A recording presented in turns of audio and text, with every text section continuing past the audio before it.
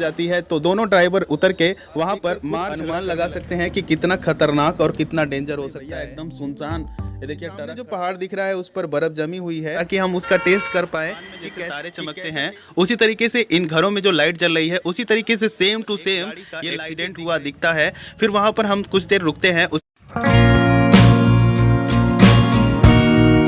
हम निकल चुके हैं रुद्रकाशी की तरफ और अपनी गाड़ी में हम बैठ चुके हैं। अभी देखिए हम बैठे हुए हैं अपनी गाड़ी में। अभी देखिए ऐसा नज़ारा है और देखिए पंखा चल रहा है हमारा टकाटक। और ये देखिए आँख घूर घूर के हमको देख रही है। अरे लग रहा है अरे अरे क्या है भाई, पहचानो। देखो भाई साहब ऐसा ही पहचानते हैं टीवी में, लोग करोड़ों रुपया जीत जाते हैं। आप भी पहचानिए, समझ रहे हैं। तो हम अपनी गाड़ी में पेट्रोल भरा लिए हैं और उसके बाद थोड़ा हम टहल रहे हैं। हमने खाना वाना खा लिया है। उसके बाद देखिए हम रात हो गई भैया, एकदम सुनसान।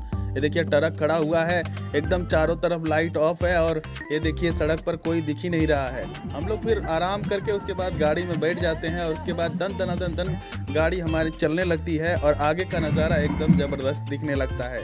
तभी हमको नींद आ जाती है, हम लोग गाड़ी में ही सो जाते हैं खर्राटा लेते हुए। तब तक गुड मॉर्निंग हो जाता है और गुड मॉर्निंग होने के बाद जो पहाड़ों के सामने से हमारी गाड़ी निकलती है भाई साहब ना, एक नंबर नज़ारा दिखता है। सुबह सुबह का जो माहौल था ना वो बड़ा ही नर्म और बड़ा ही गर्म था, क्योंकि पहाड़ जो दिख रहे थे ना वो एकदम ट्रायंगल के रूप में दिख रहे थे और बड़ा ही खूबसूरत नज़ारा दिख रहा था। पहाड़ों के ऊपर थोड़ी थोड़ी धुंध जमी हुई थी और जो इस पहाड़ पर घर बनाए गए थे वो बड़े ही बेहतरीन तरीके से बनाए गए थे। यहाँ का रोड जो है ना बड़ा ही खतरनाक और बड़ा ही डेंजर होता है। यहाँ पर जैसे जैसे गाड़ियाँ गुजरती हैं वो एक गाड़ी रुकती है दूसरी गाड़ी को काटते हुए निकलती है, क्योंकि ये केदारनाथ जाने का रास्ता है और यही रूट जो है केदारनाथ की तरफ लेकर जाता है। और इसी वजह से यहाँ पर थोड़ा ट्रैफिक भी रहता है और ये 1 लेन रोड बनी हुई है। बस एक साइड से गाड़ी जाती है और एक साइड से आती है, यानी एक ही रोड पर आना जाना लगा रहता है गाड़ियों का। यहाँ पर देख सकते हैं इस तरीके का रोड आपको देखने को मिलेगा और यहाँ पर देखिए गाड़ियाँ एक ही रोड पर आ रही हैं और जा भी रही हैं। और पहाड़ यहाँ पर जो दिख रहे हैं ना वो बड़े ही उबड़ खाबड़ दिख रहे हैं। यहाँ पर कभी कभी बरसात जब होती है तो ये पहाड़ जो है मलबे के रूप में नीचे की तरफ गिर जाता है, रोड जाम हो जाता है और रोड जाम होने के बाद यहाँ पर ट्रैफिक काफ़ी ज़्यादा बढ़ जाता है। इसलिए केदारनाथ की यात्रा को बंद कर दिया जाता है बारिश के समय में।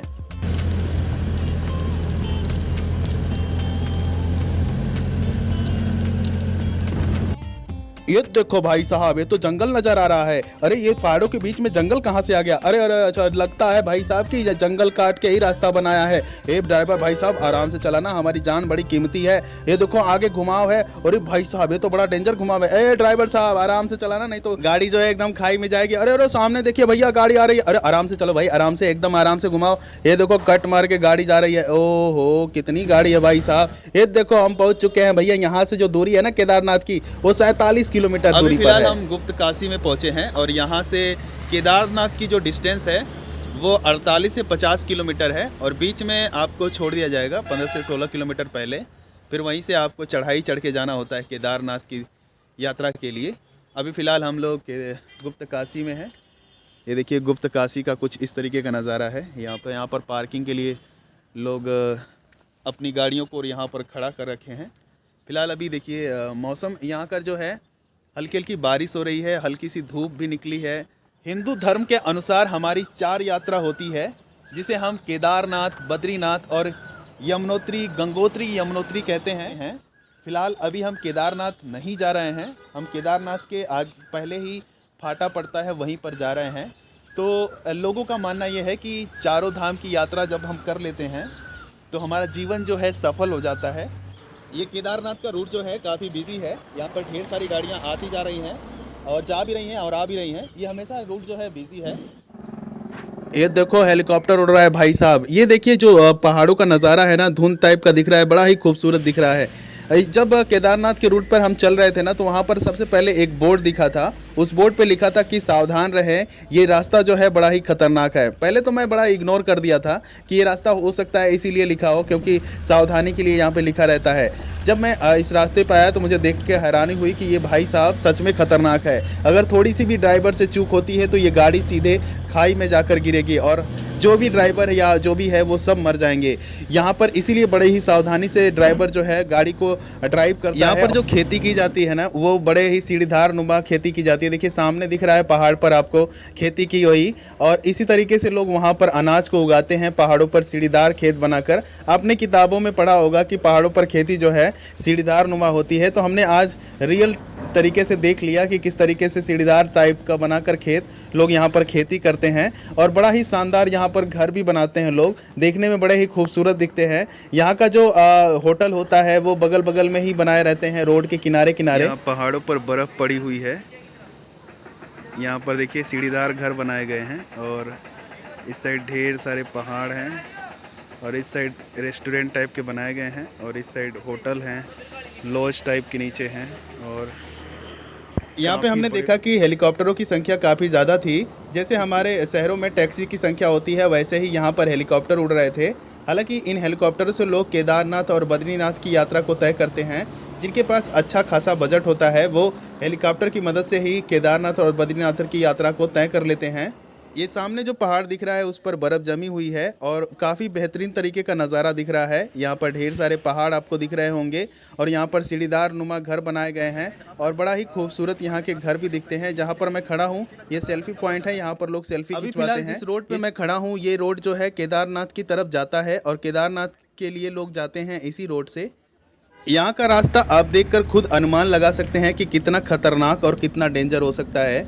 यहाँ पर देखिए ये पहाड़ एकदम टूटे फूटे हैं। बारिश के समय में ये मलबे जो हैं रोड पर चले आते हैं। अभी फ़िलहाल आप देख सकते हैं कि आगे का जो कटान है रोड का इतना खतरनाक है कि वहाँ पर जब गाड़ी रोटेट होती है तो आप देख सकते हैं कि वहाँ पर गाड़ी पलटने का चांसेस जो है 100% होता है। लेकिन यहाँ पर अगर आप सावधानी से गाड़ी को चलाते हैं, देखिए गाड़ी किस तरीके से जा रही है, और यहाँ पर मलबे हमेशा गिरते रहते हैं। सामने आप देख पा रहे होंगे कि छोटे छोटे आपको पहाड़ के टुकड़े जो है नीचे गिरे हुए दिख रहे होंगे, और यहाँ पर देखिए चारों तरफ एकदम खाई खाई ही है, क्योंकि हम लोग काफ़ी ऊंचाई पर हैं। और पहाड़ पे ऊंचाई पे जाने के बाद आप समझ सकते हैं कि अगर वहाँ से कोई भी चीज़ नीचे की तरफ गिरती है तो सीधे वो खाई में गिरकर वो मौत के कुएं में ही जाकर गिरेगी। इन पहाड़ों में आप सोच रहे होंगे कि इन पहाड़ों में रहता कौन होगा। भाई साहब यहाँ पर गाँव बसा हुआ है, लोग यहाँ पर रहते हैं, खाते हैं, पढ़ते हैं, लिखते हैं। सभी लोगों के लिए यहाँ पर स्कूल है, बाज़ार है, अलग अलग तरीके की यहाँ पर ट्रांसपोर्ट की सुविधा है। हालांकि वो ऊंचाई पर है, हम तो भले ही ज़मीन पर हैं, लेकिन वो पहाड़ों के ऊपर रहकर भी वो सारा इंजॉय ले पाते हैं जो हम ले पाते हैं। थोड़ी सी उनके लिए ये मुश्किलात होती है, उन्हें आने जाने में बड़ा ही दिक्कतों का सामना करना पड़ सकता है। यहाँ पर मलबे जो है हमेशा गिरते रहते हैं, और ट्रैफिक पुलिस भी वहाँ पर लगी रहती है। जहाँ पर रोड जो है कंस्ट्रक्ट है या ख़राब रहता है वहाँ पर लोगों को गाइड करने के लिए एक ट्रैफिक पुलिस वहाँ पर खड़ा रहता है। कहा जाता है कि रात में यहाँ पर लगभग 12 बजे के बाद पहाड़ों पे गाड़ियाँ आना बंद हो जाती हैं। जो पब्लिक ट्रांसपोर्ट है वो सारी बंद हो जाती हैं। हालांकि जो माल को ढोती हैं, सामान लेके जाती हैं, वो गाड़ियाँ यहाँ पर चलती रहती हैं रातों रात। लेकिन जो पब्लिक ट्रांसपोर्ट होता है, स्कूटर, बाइक, जो ट्रैवल वाले हैं, वो कभी कभी बंद कर देते हैं। हालांकि जहाँ पर रात हो जाती है तो कुछ देर के लिए वहाँ पर रोक कर गाड़ी को वहीं पर सो जाते हैं, ताकि ठीक से नींद पूरी हो जाए, फिर उसके बाद गाड़ी को वहाँ से केदारनाथ के रूट पर एक ही लेन है जहाँ से गाड़ियाँ एक साइड से आती हैं और दूसरी साइड से जाती हैं। कहीं कहीं जब डेंजर इलाका होता है तो वहाँ पर एक ट्रैफिक पुलिस खड़ा होता है जो कि गाड़ियों को एक साइड लगाने में मदद करता है।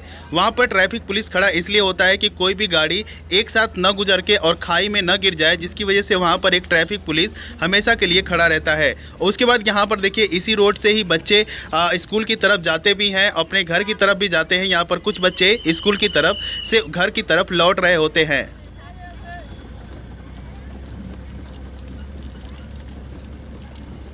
जब हम आगे की तरफ बढ़ रहे होते हैं तो हमने देखा कि यहाँ पर कंस्ट्रक्शन का काम चल रहा होता है, रोड को ठीक कर रहे होते हैं कुछ लोग मिलकर। और आगे की तरफ जब हम बढ़ते हैं तो वहाँ पर हम देखते हैं कि एक हेलीपैड रहता है जहाँ पर हेलीकॉप्टर्स उतरते हैं, और यहीं से लोग अपनी बुकिंग करके केदारनाथ, बद्रीनाथ, गंगोत्री, यमुनोत्री के लिए जाते हैं। और यहाँ पर ढेर सारे आपको हेलीपैड देखने को मिलेंगे। आप सोच रहे होंगे कि हेलीपैड क्या होता है। जिस तरीके से एयरपोर्ट होता है जहाँ पर एरोप्लेन रुकती है, उसी तरीके से हेलीकॉप्टर जहाँ पर रुकता है उसे हेलीपैड के नाम से जाना जाता है।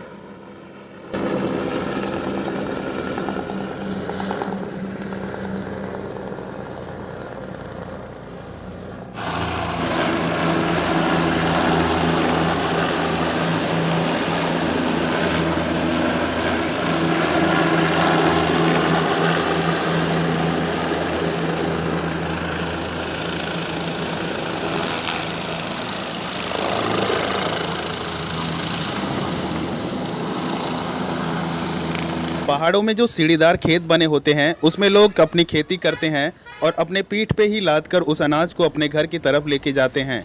और यहाँ पर देख सकते हैं छोटा छोटा आपको घर दिखाई दे रहा होगा, ये पहाड़ों के घर है। पहाड़ी लोग यहाँ पर रहते हैं और बड़े ही इंजॉय के साथ यहाँ पर अपना समय बिताते हैं।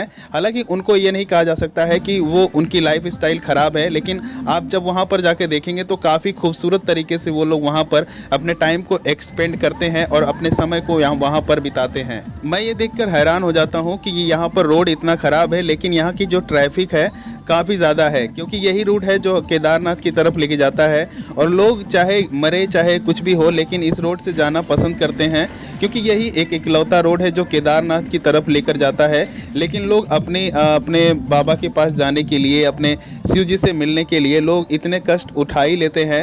हालांकि खुद के गाड़ी से भी जाते हैं लोग, ट्रैवल की गाड़ी से भी जाते हैं लोग, कुछ लोग बस से यात्रा करते हैं। तो इस तरीके से लोग अपनी यात्रा को सफल करते हैं अपने अपने माध्यम से।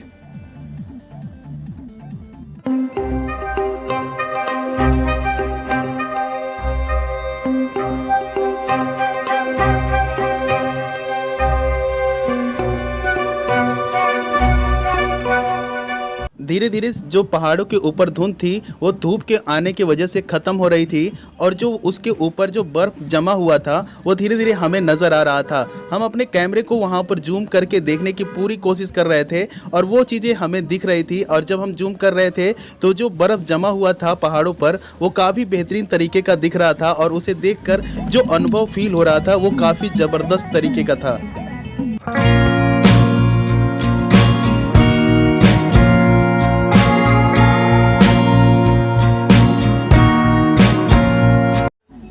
पहाड़ों पर जब हमें प्यास लग गई तो हम लोग ढूंढने लगे कि नलका कहाँ मिलेगा, लेकिन वहाँ पर जो झरना होता है उसी झरने को पाइप से कनेक्ट करके एक नलका तरीके का बना दिया जाता है। फिर क्या, हम अपने सारे बोतल को लेकर वहीं पर भर लेते हैं और जो पानी बचता है उसे हम गाड़ी के शीशे पे डाल देते हैं ताकि हमारा गाड़ी का शीशा सही तरीके से क्लीन हो जाए। उसके बाद हम सारे बोतल को उस नलके के द्वारा सारा भर लेते हैं और हम वहाँ पर पानी भी पी लेते हैं, अपने मुँह से भी पानी पीते हैं ताकि हम उसका टेस्ट कर पाएँ कि कैसा टेस्ट पानी का है। हमने जो पानी पिया तो काफ़ी बेहतरीन तरीके का टेस्ट नज़र आ रहा था पानी का। और उसके बाद हमने सारे बोतल को भर के अपने गाड़ी में हम लोग रख लेते हैं और वहाँ का थोड़ा सा हम लोग नज़ारा देखने लगते हैं। काफ़ी बेहतरीन तरीके का वहाँ का नज़ारा होता है, नदियाँ जो साइड साइड में होती है। उसके बाद हम अपने गाड़ी में बैठकर निकल पड़ते हैं आगे की तरफ, और आगे की तरफ जब हम बढ़ते हैं तो देखते हैं कि रोड भी हमारा सही तरीके से क्लीन नज़र आता है। और हम पहुँचने वाले होते हैं ऋषिकेश, और ऋषिकेश पहुँचने से पहले ही हम एक जगह फिर से रुक जाते हैं जहाँ पर हमें फ़ोटो शूट करना रहता है। हम वहाँ पर फ़ोटो शूट करने के लिए पहाड़ों के बीचों बीच रुक जाते हैं। फिर आगे की तरफ बढ़ते हैं तो हम देखते हैं कि छोटी छोटी बिल्डिंगें हमें पहाड़ों पर नज़र आती हैं, और जो कि दूर से देखने पे बहुत ही खूबसूरत नज़र आता है। और वहाँ पर घर होना हमारे लिए भी बड़ा ज़रूरी होता है। हम भी सोचते हैं कि काश हम भी वहाँ पर एक घर बनवा लें। उसके बाद आगे की तरफ बढ़ते हैं तो वहाँ पर हम देखते हैं कि झील नज़र आती है, और काफ़ी बेहतरीन तरीके की झील थी। पहाड़ों के बीचों बीच ये झील बनी थी और बैरिकेटिंग लगा था ताकि इसके अंदर कोई जाए ना तो कोई जानवर जाए ना तो कोई आदमी जाए। और हम बाहर से ही इस नज़ारे का आनंद लेते हैं। उसके बाद हम वहाँ से फिर से निकल लेते हैं अपने घर ऋषिकेश की तरफ। धीरे धीरे आगे की तरफ बढ़ते हैं तो वहाँ पर देखते हैं कि अंधेरा होता जाता है, और जो बाहर का नज़ारा होता है वो काफ़ी बेहतरीन तरीके का दिखता है, क्योंकि जो पहाड़ों पर घर होते हैं उसमें जब लाइटें जलती है तो बड़ा ही खूबसूरत नज़ारा वहाँ से निकल कर आता है। फिर हम क्या करते हैं, उस नज़ारे को देखने के लिए आगे हमारे देवप्रयाग आता है, वहाँ पर हम रुक जाते हैं। उस देवप्रयाग में रुक कर हम वहाँ के घरों का आनंद लेते हैं और देखते हैं कि किस तरीके के घरों में लाइट जल रही है। घरों में जो लाइट जल रही है ऐसा लगता है कि जो आसमान में जैसे तारे चमकते हैं उसी तरीके से इन घरों में जो लाइट जल रही है उसी तरीके से सेम टू सेम ये लाइटें दिख रही हैं। हमने उसे देखा और वहीं पर कुछ देर हम लोग बैठे रहे, आराम किए। उसके बाद फिर से हम अपनी गाड़ी में बैठकर वहां से निकल पड़ते हैं अपने घर की तरफ। तभी हम सुबह होते ही देखते हैं कि वहां पर एक गाड़ी का एक्सीडेंट हुआ दिखता है। फिर वहां पर हम कुछ देर रुकते हैं, उसके बाद साइड से वहां से निकल लेते हैं। इसलिए जब भी आप पहाड़ों पर गाड़ियों को चलाएं तो अगर आपको रात को नींद आती है तो वहां पर सो जाए, उसके बाद फिर से अपनी गाड़ी को चलाएं, नहीं तो आपका एक्सीडेंट होना तय है। क्योंकि कभी भी आपकी आंख की झपकी लगी तो समझिए पहाड़ों पर 1 सेकंड की लापरवाही आपकी जान ले सकती है। उसके बाद हम आगे की तरफ बढ़ते हैं तो हम देखते हैं कि वहाँ पर एक स्कूल वैन और एक स्कूटी से टक्कर हो जाती है। तो दोनों ड्राइवर उतर के वहाँ पर मार झगड़ा करने लगते हैं। हम उसे सुलझाने के लिए वहाँ पर जाते हैं, तब तक वो झगड़ा शांत हो जाता है। फिर उसके बाद हम अपनी गाड़ी लेकर वहाँ से निकल पड़ते हैं अपने घर की तरफ। चलिए मिलते हैं अगली वीडियो में कुछ नया लेकर, तब तक के लिए good bye, take care yourself, bye bye. Presented by YouTube channel Santosh Backpacker. Now subscribe.